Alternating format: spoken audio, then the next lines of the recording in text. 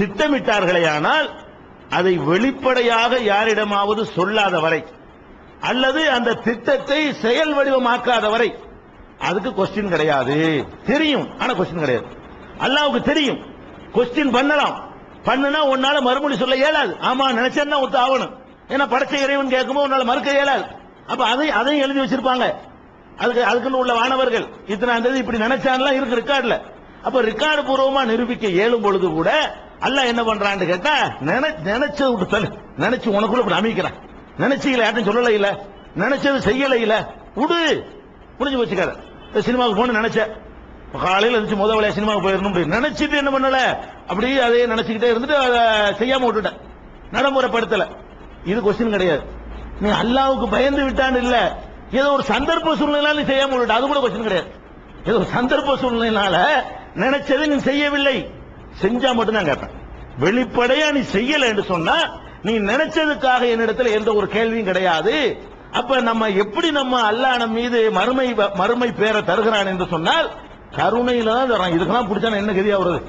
நினைச்சதுக்கெல்லாம் பிடிச்சா ஒண்ணு தேர்வோமா? நம்ம நினைச்சது நம்ம என்னன்னு நினைக்கிறோன்றதுக்கெல்லாம் பிடிச்சோம்னு சொன்னா நம்முடைய எண்ணங்கள்ல எவ்வளவு ஒழுங்கா இருக்குது? பாதி ஒழுங்கா தேர, பாதி கெட்ட எண்ணம் தான். செயல்கள் வேணா ஒரு 75 நல்லது செய்யணும் மனுஷன்ல இருக்கலாம். எண்ணங்களை பொறுத்து எடுத்து பாத்தீங்கன்னு சொன்னா 50% மேல 75% மேல கெட்ட எண்ணங்கள் தான் ஜாஸ்தியான நம்ம இடத்துல இருக்குது. இதுக்கெல்லாம் கொஸ்டின் கிடையாது. இப்படி ஒரு கருணை காட்டு போனாக அல்லாஹ் இருக்கிறான். இது ஒரு அவனுடைய தனிச்சிறப்பாக நீங்கள் பார்த்துக்கிறணும். அதே மாதிரி ரசூல் ஸல்லல்லாஹு அலைஹி சொல்றாங்க, ஒரு மனிதன் நோயாளி ஆயிட்டான். நோயாளி ஆகிறதுக்கு முன்னாடி நல்ல ஆரோக்கியமா இருக்கிறான். ஆரோக்கியமா இருந்த காலத்தில் அவன் நபிலான சுன்னத்தான விரும்பத்தக்க எத்தனையோ காரியங்கள் எல்லாம் செய்கிறான். நோயாளியான காரணத்தினால் அதை செய்யல, கடமையை மட்டும் செய்யறான். இப்ப அல்லாஹ் என்ன பண்ணுவானா, போட்டு தரல, 3 மாசம் நோயா கிடந்தானா 3 மாசம் எல்லாம் செஞ்சான்னு எழுதுறான்ல. நம்ம 3 மாசம் ஒண்ணுமே செய்யல. நோயாளியா இருந்த நேரத்தில் கடமையை மட்டும் செஞ்சுட்டோம். நோயாளியா இல்லாத நேரத்தில் சுன்னத்து நபிலிருந்து நிறைய வணக்கங்கள் பண்ணிக்கிட்டே இருந்தோம். படுக்கையில் விழுந்துட்டோம், குர்ஆன் ஓத முடியல, சுன்னத்தான தொழுவ முடியல, தான தர்மங்கள் பண்ண முடியல, தாவா பண்ண முடியல, ஒரு ஆளை போய் சந்திச்சு ஆறுதல் சொல்ல முடியல, எவ்வளவோ நல்லறங்களை நம்ம இழந்துட்டோம்.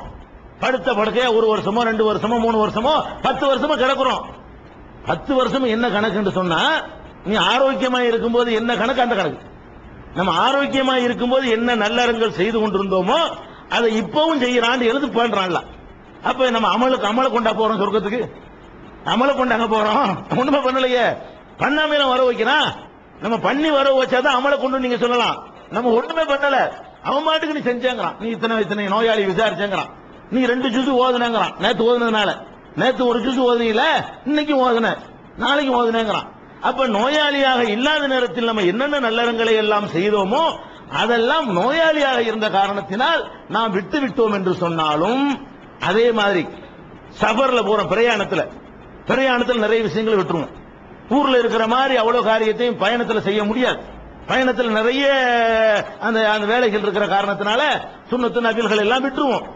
பயணத்துக்கு இதே மாதிரி 3 நாள் பிரயாணத்தில் அந்த ஊர்ல செஞ்சுக்கிட்டு இருந்த பல இரவு தொழுகை விட்டுறோம், சுன்னத்தான தொழுகை விட்டுறோம், நிறைய குறைபாடுகளை செஞ்சிடறோம். வழக்கமான திக்ர்கள், தொழுகைக்கு பிந்தி ஓத வேண்டிய அப்படி இப்படி நிறைய மிஸ் பண்ணிடுறோம். 3 நாளைக்கு நம்ம மிஸ் பண்ணலன்னு அர்த்தமா? இங்க ஒழுங்கா பிரயாணத்துக்கு முந்தி ஒழுங்கா நடந்து இருந்தால், பிரயாணத்தில் இருந்து நீ விட்ட அந்த 3 நாளும் நீ அதை செஞ்சேன்னு தான் கணக்கு. செய்யாமலே செஞ்சோன்னு கணக்கு போடுறான் அல்ல. அப்ப மறதிக்கு கொஸ்டின் இல்லைங்கிறான், நோய்க்கு கொஸ்டின் இல்லைங்கிறான். பிரயாணத்தில் இருக்கிற காரணத்தினால சில காரியங்களை நீ விட்டுருந்தேன்னு சொன்னா நீ செஞ்சதாக கணக்கு வைப்பேன்னு சொல்றான். இதெல்லாம் எதுக்குன்னு கேட்டா ரசூல் ஸல்லல்லாஹு அலைஹி வஸல்லம் சொன்னாங்க, அதுக்கு விளக்கம். அல்லாஹ்வுடைய அருள்ல தான் வண்டி ஓடுது. நம்ம சொர்க்கத்துக்கு போறதெல்லாம் அவன் கருணை பார்வையை தாறுமாற அள்ளி வீசுறான். ரொம்ப கரடு முரடா நிக்கலாம, நான் யார் நீ யாரா, எனக்கு நீ செய்யறதுக்கு போதுமாடான்னு கேட்க மாட்டேங்கிறான். நான் செஞ்சிருக்கிற ஒரு ஆள் உங்களுக்கு கோடி கோடியா என்ன செய்யறாரு, உதவிகள் செய்யறாரு. அவருக்கு நீங்க என்ன பண்றீங்க, அஸ்ஸலாமு அலைக்கும் சலாம் மட்டும் சொல்றீங்க, திருப்தி அடைவாரா? ஏன்னா நான் செஞ்சதுக்கு சலாம் தானே கேட்பாரா இல்லையா? நான் உனக்கு எவ்வளவு பண்ணிருக்கிறேன், அஸ்ஸலாமு அலைக்கும் போயிட்டு இருக்கிற, காலை பிடிக்க வேணாமா, காலை விழ வேணாமான்னு கேட்பானா இல்லையா? அப்ப ஒரு மனிதன் தான் அதிகமான உதவிகள் செய்திருக்கும் பொழுது அதுக்கு நிகரான உபகாரங்களை உங்கள்கிட்ட எதிர்பார்க்கிறான். அவன்றது கிடையாது. உடனே அடியா நான் உன்கிட்ட போட்டியா, உனக்கு நான் போட்டியா, போ நீ இப்படிதான் இருப்ப, நான் பார்த்து உனைய கருணையில தள்ளி விடுறேன், இப்படிங்கிறவனாக இறைவன் இருக்கிறான் என்பதை அடுத்து நம்ம புரிஞ்சுக்கணும். அதனால ரசூல் ஸல்லல்லாஹு அலைஹி வஸல்லம் என்ன சொல்றாங்கன்னு கேட்டா நிறைய சம்பவங்களை சொல்றாங்க. ஒரு மனிதன் போய்கிட்டே இருக்கான் தெருவுல, இதை பார்த்தா ஒரு அமல் தான் உங்களுக்கு தெரியாது, இது ஒரு நன்மைன்ற உங்களுடைய சிந்தனைக்கு படாது. ஒரு நாய் தாகத்துல துடித்துக் கொண்டிருக்கிறது, தெருவில் போறான், ஒரு நாய் தாகத்துல நாக்க தொங்க போட்டு கொண்டு கஷ்டப்பட்டு இருக்கிறது, ஒரு கிணத்துக்கிட்ட இருக்கிறது. இவன் பார்க்கறான் எதுவுமே தண்ணியே இல்ல. அவனுடைய அந்த துணியை எடுத்து முடிச்சு போட்டு நீளமாக்கி அந்த கிணத்துக்குள்ள விட்டு அந்த துணியை ஈரமாக்கி மறுபடியும் அதை இழுத்து அதை புழிஞ்சி அந்த நாய் வாயில ஊத்தி அதனுடைய தாகத்தை என்ன செய்யறான், தீர்த்துறான். இதை பார்த்து அல்லாவுக்கு சந்தோஷம் தாங்க முடியல, புடிச்சு போறான் சொர்க்கத்துல. இது ஒண்ணு போல நடக்குங்கிறான். அல்லாஹ் என்ன பண்ணுவானா, ஒரு நாயுடைய தாகத்தை தீர்ப்பதற்காக தன்னுடைய வேலை வெட்டிலாம் விட்டுட்டு அதுக்குன்னு ஒருத்தன் மெனக்கட்டான் பாரு, கருணை காட்டின பாரு, இந்த ஒண்ணுக்காக வேண்டி அவனை சொர்க்கத்துல தள்ளுங்கள் என்று அல்லாஹ் சொல்லுவான். சில ஆளுக்கு சொர்க்கத்துக்கு போறதுக்கெல்லாம் நம்மள நினைச்சு கூட பார்த்துக்க மாட்டோம். இவன் எப்படி இங்க வந்திருப்பான், இவன் எப்படி நம்ம பள்ளியாசல கதிட்டு இருந்தா இவன்லாம் சொர்க்கத்தில் நிக்கிறான், நம்ம சொர்க்கத்துல நம்மள அல்லாஹ் அனுப்புனான்னு சொன்னா நம்ம பார்த்து ஆச்சரியப்படுவோம். எதுக்கு வந்திருப்பான், ஒரு நாயினால வந்திருப்பான், ஒரு பூனையினால வந்திருப்பான். இப்ப சொர்க்கத்துக்கு வருவதற்குரிய காரணங்களை எல்லாம் ரொம்ப ரொம்ப அற்பமாவெல்லாம் அல்லாஹ் ஆக்கி வச்சிருக்கான். ஒருவன் சொர்க்கத்துக்கு போவதற்கு என்னமாவது ஒரு அற்பத்தை இப்போடு உள்ளவனை சொர்க்கத்துக்கு அனுப்பவன அப்படின்னு சொல்லிடுறான். ஆனா நமக்கு ஒரு குழந்தையை கொடுத்து அல்லாஹ் கையை எடுத்துட்டான், குழந்தையை கொடுத்து எடுத்துட்டான்னு சபர் பண்ணிக்கிறியா, அதுக்கு சொர்க்கம் நாங்கிறான் அல்லாஹ். உனக்கு கண் பார்வை இல்லாம குருடனா படைச்சிட்டேங்கிறியா, அதை சகிச்சுக்கிட்டியா, அது ஒண்ணுக்காக உன்னை சொர்க்கத்தில் போட்டுருவானா. நீ என்னுடைய கடமைகள்ல கொஞ்சம் குறை செஞ்சிருந்தால் கூட அந்த ஒண்ணுனால உன்னை என்னால சொர்க்கத்தில் போட முடியும் அப்படின்னு சொல்லக்கூடிய காட்சிகளை பார்க்கிறோம். ரசூல் ஸல்லல்லாஹு அலைஹி வஸல்லம் அப்படி அல்லாஹ் சொல்வதா சொல்றாங்க, என்னுடைய அடியானுக்கு அவனுக்கு விருப்பமானதை அல்லது விருப்பமானவரை, விருப்பமானதுன்னா பொண்டாட்டியா இருக்கலாம், பிள்ளையா இருக்கலாம், அத்தாவா இருக்கலாம், பிள்ளை மகனா இருக்கலாம், விருப்பமான ஒரு ஆளை கைப்பற்றி கொண்டால் அல்லது விருப்பமான ஒன்று என்னவா இருக்கலாம், கையா இருக்கலாம், கண்ணா இருக்கலாம், மூக்கா இருக்கலாம், அது அல்லாஹ் எடுத்துக்கொண்டான். எடுத்துக்கொண்ட பிறகு அதை சபர் செய்து கொண்டானேயானால் அவனுக்கு சொர்க்கத்தை தவிர வேறு பரிசு கிடையாது அப்படின்னு அல்லாஹ் சொல்வதாக நபிகள் நாயகம் ஸல்லல்லாஹு அலைஹி வஸல்லம் அவர்கள் நமக்கு சொல்லித் தருகிறார்கள். நம்ம நோன்பு வைத்திருக்கிறோம், எல்லாம் கருணைக்கு சொல்ல வர்றேன். நோன்பு வைத்துக் கொண்டு பகல் நேரம் யாவும் எல்லாம் சாப்பிட்டு விட்டோம். நோன்பு ரமலான் மாசம் நோன்பு தான், ஆனால் நமக்கு நினைவே இல்லாம நேற்று உள்ள யாவத்துல முதல் நோம்புல அப்படி யாவும் மிஸ்டேக் வரும். ஒரு 2-3 நாளைக்கு பழகுற வரைக்கும் நம்ம கொஞ்சம் கேர்ஃபுல்லா இல்லைன்னு சொன்னா நோம்புங்கிற மருந்து நம்ம சாப்பிட்டுருவோம். ஃபுல்லா இழுத்து முடிச்சு வயிறுலாம் நிறைஞ்சு போச்சு, தொண்டைக்குழி வரைக்கும் வந்துருச்சு. அப்பதான் யாவும் வருது, ஆஹா நோம்புல இப்ப என்ன பண்ணனே, கல்லா கருணையாளன இல்லாட்டி திண்டி இல்ல இன்னொரு நோம்பு வையுங்க அப்படித்தானே செய்யணும். அட போல நோம்பு தான்டாடி, நீ நோம்பு தான் போ, இது திங்கிறதுனால எனக்கு என்ன போன என்னத்தை தான் நான் பாக்குறேன், நீ மறக்கத்தானே செஞ்ச, மறந்துட்டு தானே திண்ட, அதனால ஒண்ணுமே கிடையாது போ, நீ நோம்பு தான். அப்ப ஃபுல்லா வெட்டி இருக்கிறோம், அல்லாஹ் என்ன பண்றான், வெட்டலங்கிறான். இது கருணையா என்ன இது, நம்ம ஃபுல்லா சாப்பிட்டு விட்டோம், தொண்டைக்குழி வரைக்கும் ஏறி போச்சு, பசியே இல்ல, அடுத்தவன் பசிக்கிட்டு இருக்கிறான், நம்ம பசி இல்லாம இருந்துகிட்டு இருக்கிறோம், பசியை போய்கிட்டோம். அன்னைக்கு நோம்புடைய எந்த அறிகுறியும் நம்ம இடத்துல இருக்காது. அல்லாஹ் என்ன பண்றாங்கிறான், நீ நோம்புங்கிறான். நான் நோம்பு இல்லைன்னு எனக்கு தெரியுது, அவன் என்ன சொல்றான், இல்ல நீ நோம்பு தான். இது கருணை, இதுக்கு மிஞ்சின காரணம் என்ன இருக்குது. அப்ப ஒரு மறதியாக ஒருத்தன் சாப்பிட்டு விட்டான் என்று சொன்னால் அந்த நோம்பை வைக்க வேண்டியதும் இல்ல, அது யாரும் நிப்பாட்டிக்கணும். ஆஹா சாப்பிட்டு வாந்தி எடுக்க கூட சொல்லல, உள்ள திண்டுட்டு இல்ல கையை விட்டு வாந்தி எடு அப்படி கூட சொல்லல, நீ பாட்டுக்கு இரு, பேசாம இரு, இனிமே சாப்பிடாம இரு. அன்னைக்கு பூரா சாப்பிடாம இருந்து விட்டால் நீ நோன்பு வச்சதா அர்த்தம், நோம்புடைய நன்மை உனக்கு கிடைக்கும். இப்படி ரப்புல் ஆலமீன் தன்னுடைய கருணையின் மூலமாகத்தான் நம்ம என்ன செய்யறான், சொர்க்கத்தில் கொண்டு சேர்க்கிறான்.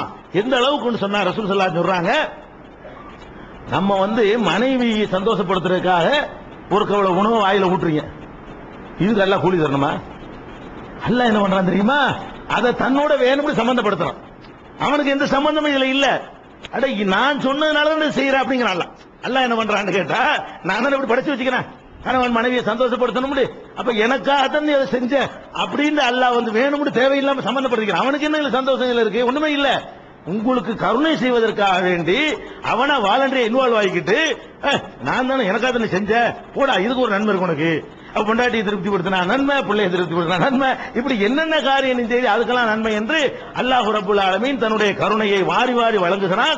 அப்ப ஃபர்ஸ்ட் அல்லாஹ்வை நீங்கள் அல்லாஹ்வை நிறைய தெரிஞ்சுக்கிறேன், அல்லாஹ்வை அறிந்து கொள்ற விஷயத்துல நிறைய புரிந்து கொள்ற விஷயத்துல நிறைய தப்பு பண்றோம். ஃபர்ஸ்ட் நீங்கள் வழங்கிக் கொள்ள வேண்டும், நம்ம 24 மணி நேரத்தையும் வணக்கத்துக்கு நீங்கள் செலவிட்டாலும் அதுக்காக சொர்க்கம் தர முடியாது. 24 மணி நேரம் தொழுறீங்க தொழுறீங்க தொழுறீங்க தொழுறீங்க, அதுக்கு சொர்க்கம் தரலாமான்னா அதுக்கு சொர்க்கம் தர முடியாது. அதை விட தாண்டி அவன் தந்திருக்கான், அவன் தந்தாச்சு ஆல்ரெடி, முதல்ல தந்தாச்சு, அப்புறம் சொர்க்கம் தர்றது, தந்ததுக்கு தானே தொழுகிறீங்க, அதுக்கே பத்தாத, அவன் தந்திருக்கிறதுக்கே நீங்கள் தொழுகிற தொழுகை பத்தாது. அப்ப எப்படி நீங்கள் புரிந்து கொள்ள வேண்டும், அவனுடைய கருணையில் தான் நாம் சொர்க்கத்தை அடைகிறோம் என்பதை புரிந்து கொண்டீர்களேயானால் அவன் சொன்ன எல்லையோடு நிறுத்திக்கிறீங்க.